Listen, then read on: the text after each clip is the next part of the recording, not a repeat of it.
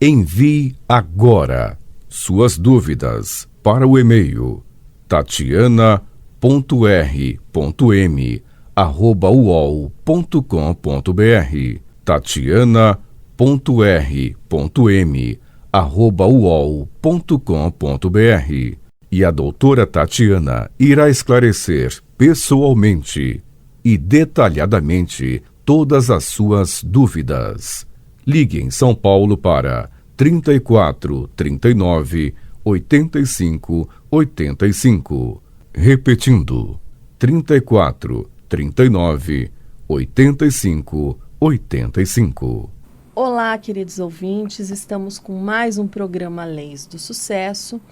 Bom, hoje a gente vai tratar de alguns assuntos. Você sabia que o INSS ele pode ser condenado ao pagamento de danos morais pela suspensão indevida de benefício previdenciário? Pois é, você pode entrar com uma ação, pedindo danos morais para o INSS, se ele atrasar o pagamento do benefício, dependendo do caso, se atrasar muito tempo, acima do limite aceitável.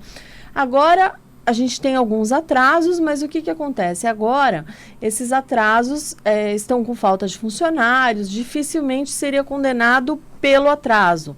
Mas em outras épocas, se ele, vamos supor, você tem um benefício, ele cancela, enfim, você tá condenado a... Ele tem que conceder auxílio-doença, ele não concede, demora mais de ano, você pode sim entrar com uma ação. Porque, por exemplo, a suspensão indevida desse benefício faz com que a pessoa ingresse na Justiça Federal com um pedido de dano moral, porque a interrupção do benefício, quando ela parte da divisão de auditoria do INSS, alguns casos, eles justificam que foram encontradas irregularidades na documentação que embasou o requerimento da aposentadoria.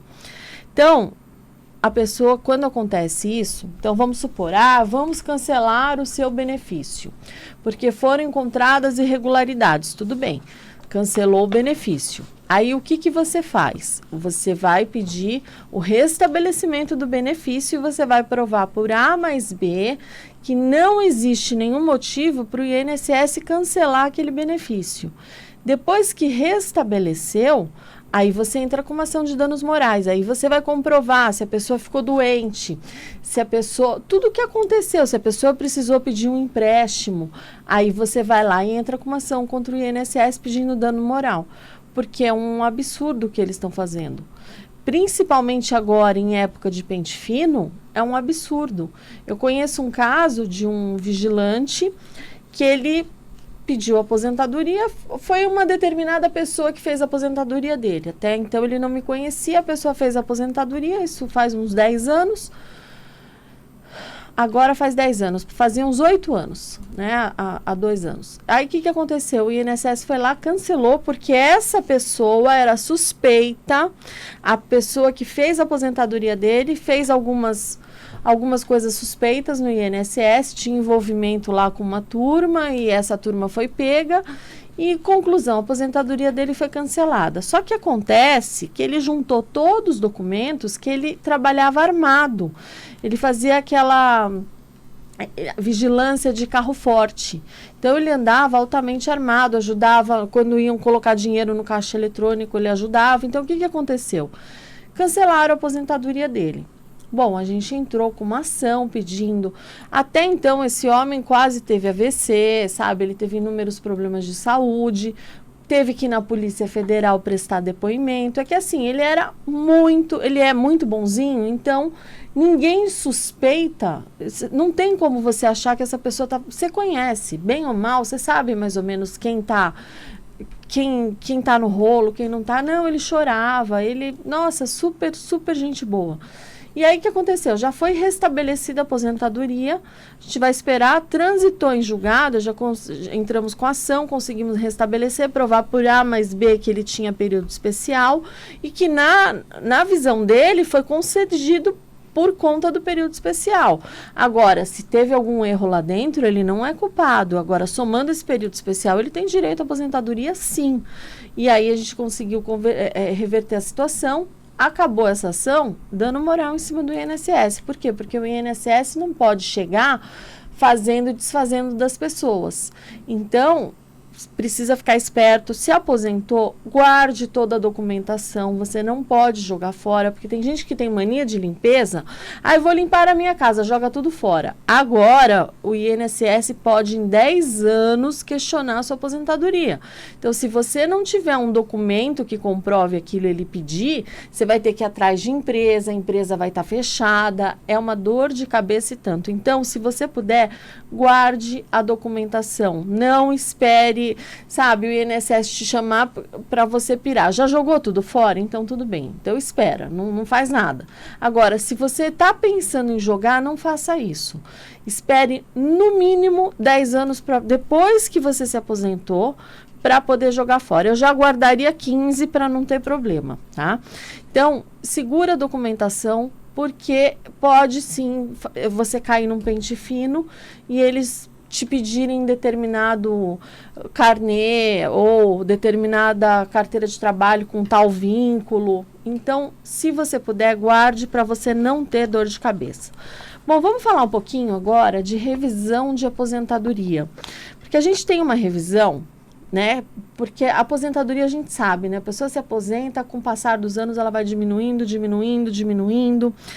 Mas a gente tem algumas revisões, né, de aposentadorias que foram incorretamente limitadas ao teto da Previdência e pode ser estendida a benefícios concedidos antes da promulgação da Constituição, que foi 5 de outubro de 1988, segundo decisão recente do ministro do STF. Então, conforme o Edson Fachin, Então, como o INSS só reconhece o direito entre abril de 91 e dezembro de 2003, a decisão do Fachin, ela aponta que a revisão vale para qualquer período que anteceda o final de 2003. Então, quando ele julgou o recurso extraordinário de um beneficiário do Rio de Janeiro, o ministro teve como base decisão do plenário do Supremo, que analisou o mesmo tipo de revisão, mas para benefícios concedidos após a Constituição, e considerou que o direito não depende do período da concessão, porque o que acontece? A pessoa, ela se aposentou. Na hora que ela se aposentou, a aposentadoria dela foi limitada no teto. E na hora que o INSS vai fazer a correção, ele não parte daquele valor que ficou acima, ele já parte do valor do teto. Então, essa pessoa já sai perdendo quando aí fica limitado e a correção é em cima do teto, mas ela tem acima do teto, tá? Então, não pode corrigir só o teto, tem que corrigir aquele acima. Bom, então a expectativa é que essa decisão deixe mais claro para os tribunais regionais federais que não há restrição temporal para a revisão do teto, tá?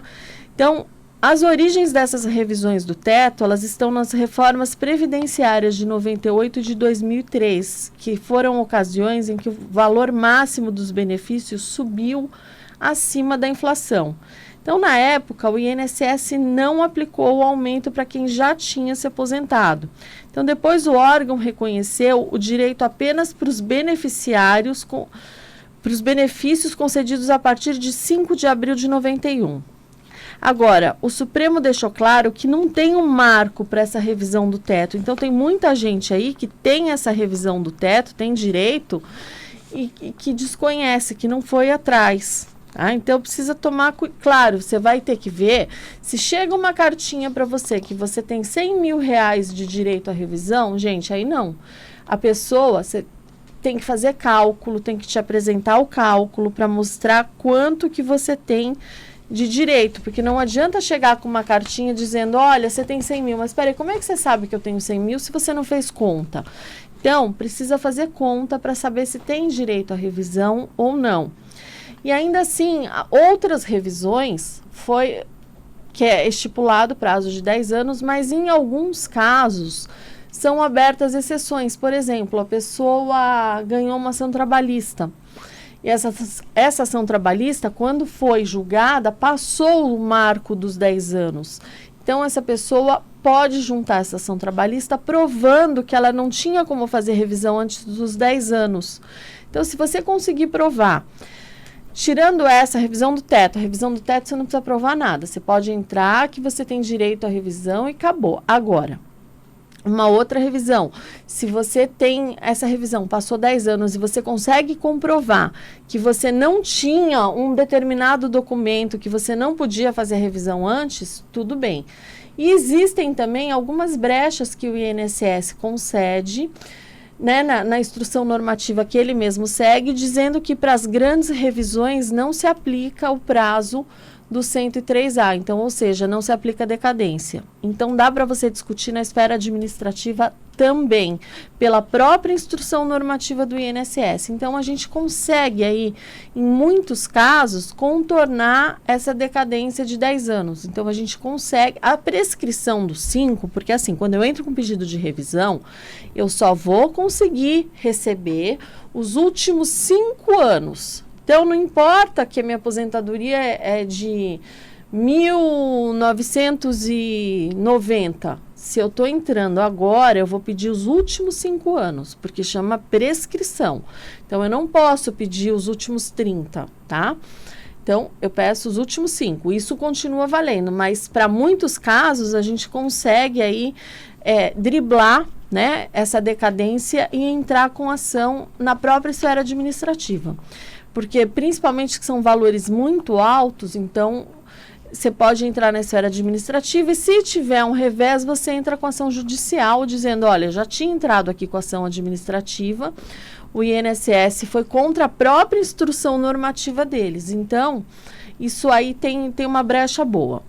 Bom, os andamentos, né, dessas revisões de ação de revisão do teto para benefícios concedidos antes de 5 de outubro de 98 está temporariamente suspenso em São Paulo e Mato Grosso do Sul devido a um pedido apresentado pela Advocacia Geral da União. Ela foi lá no Tribunal Regional Federal da Terceira Região e pediu a suspensão. E o TRF da Terceira Região propôs a uniformização de julgamento do tema para que casos semelhantes não ocorram decisões diferentes. Então, quando a gente tem muitas decisões iguais, eles suspendem aquele tipo de ação para que não ocorram. Por quê? Porque senão você fica uma coisa temerária, o judiciário fica com várias decisões. Então, um julga favorável, outro julga contra, então não pode. Aí suspende tudo e espera uma decisão só para todas essas ações. E o tribunal concordou com esse pedido, né, do incidente de resolução de demandas repetitivas e tem até 1 ano para ser julgado. Até lá, somente processos considerados urgentes deverão ser analisados pelos juízes. Então, caso esse pedido do incidente de resolução de demandas repetitivas não ocorra dentro do prazo, os casos voltam a ser liberados para análise dos juízes. Mas até então eles vão ficar suspensos, mas assim, 1 hora sai. E aí sai, já começa... Sai, você já começa, desde a data que você entrou, você tem os últimos 5 anos. Então, vale a pena entrar.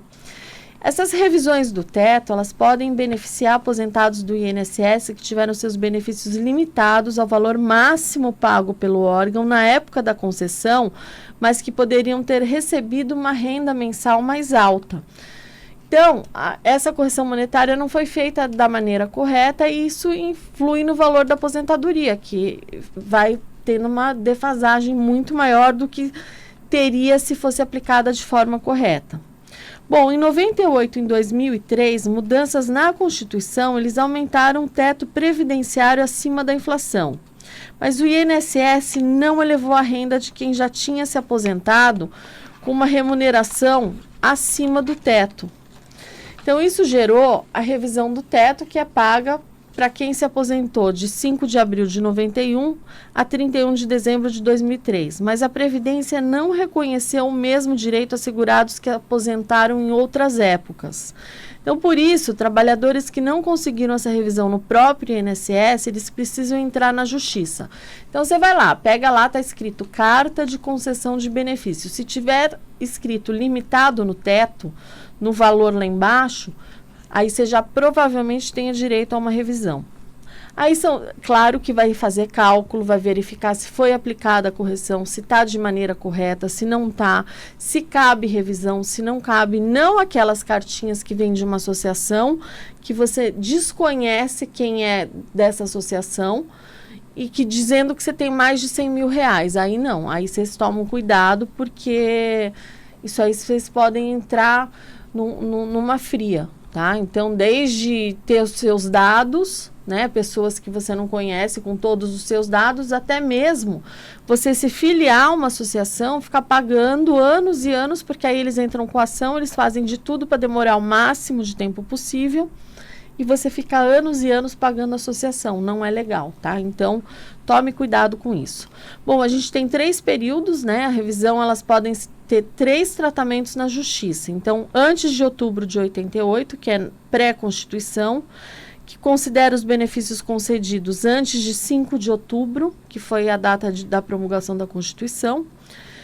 Então, essas aposentadorias e pensões derivadas delas foram concedidas antes da Constituição. Então, como a legislação era diferente, há discussões na Justiça sobre o direito de revisão.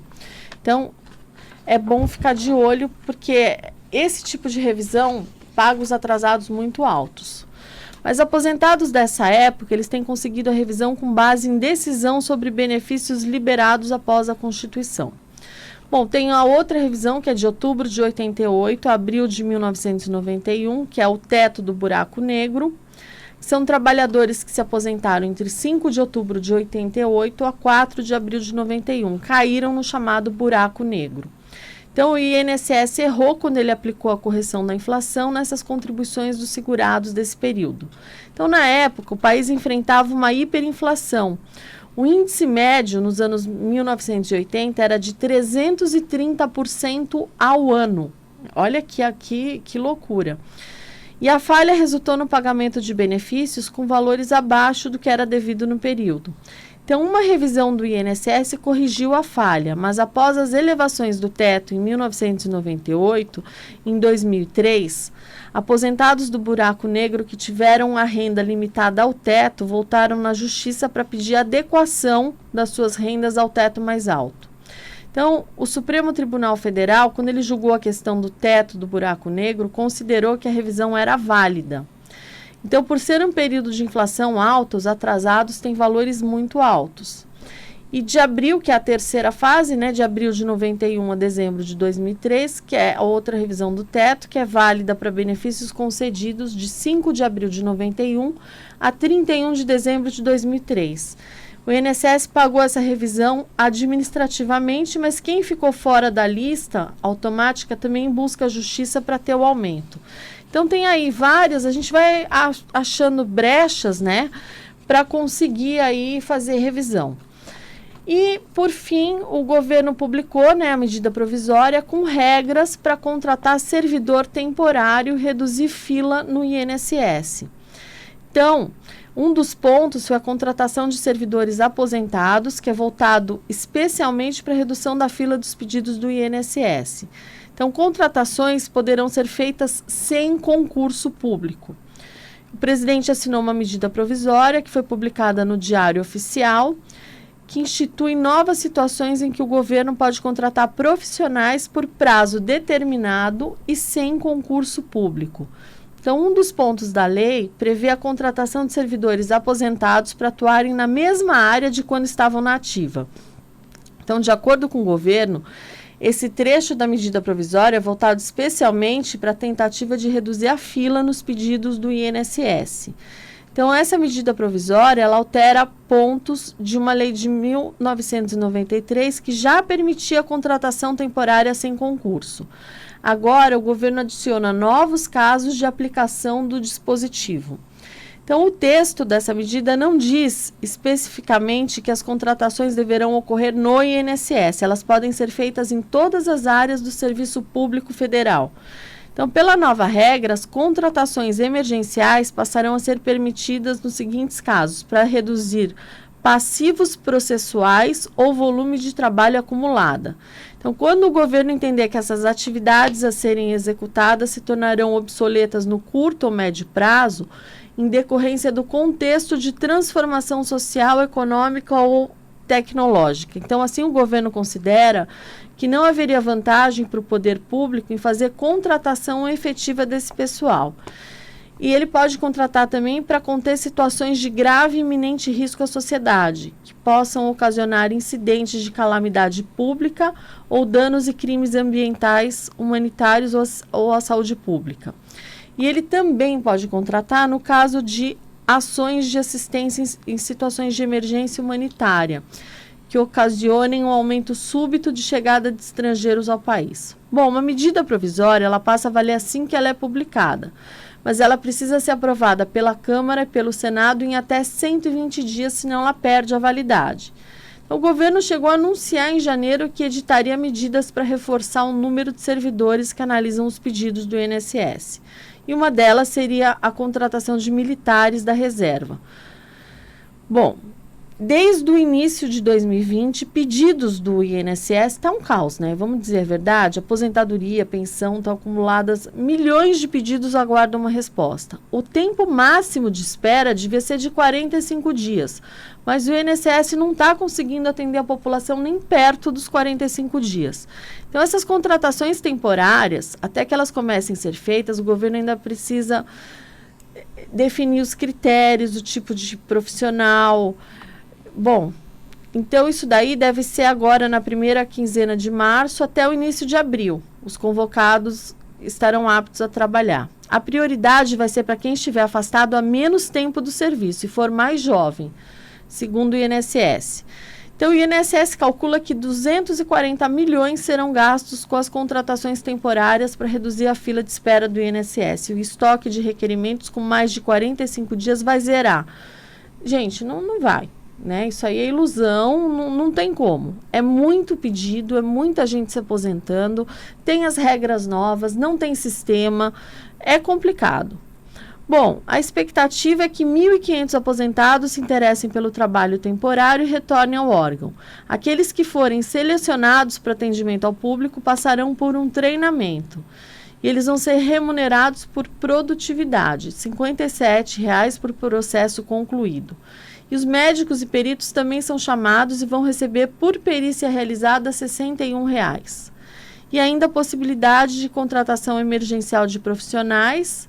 Então, essa MP publicada prevê a contratação de estatais para processar as consignações em folha do INSS. Então, ou seja, está um caos, né? Então, vão contratar aí um monte de gente. Só que isso daí devia ser uma contratação efetiva, porque eles estão achando que a contratação temporária vai resolver, não vai. Isso daí já estava pré-anunciado que ia ter esse caos, todo mundo já sabia, porque um monte de servidor se aposentando e não entra ninguém há anos. Então, isso era óbvio que ia acontecer. Bom, a gente torce, né, para que pelo menos dê uma melhorada nessa situação, porque é muito tempo as pessoas querendo se aposentar e sem direito à aposentadoria por conta das filas do INSS. E torcer também para que o programa entre logo, porque a pessoa não tem ideia de quando ela vai poder se aposentar, se ela já entrou na regra, se não entrou. Então, gente, procure quem faça esse serviço, faça um planejamento, não espere, porque às vezes você está perdendo um tempo que você já poderia estar aposentado, ou pelo menos você já está se programando para isso. Bom, essas são as minhas dicas de hoje. Eu vou me despedindo de vocês. Fiquem com Deus e até o próximo Leis do Sucesso. Envie agora suas dúvidas para o e-mail tatiana.r.m@uol.com.br tatiana.r.m@uol.com.br E a doutora Tatiana irá esclarecer pessoalmente e detalhadamente todas as suas dúvidas. Ligue em São Paulo para 34 39 85 85. Repetindo, 34 39 85 85.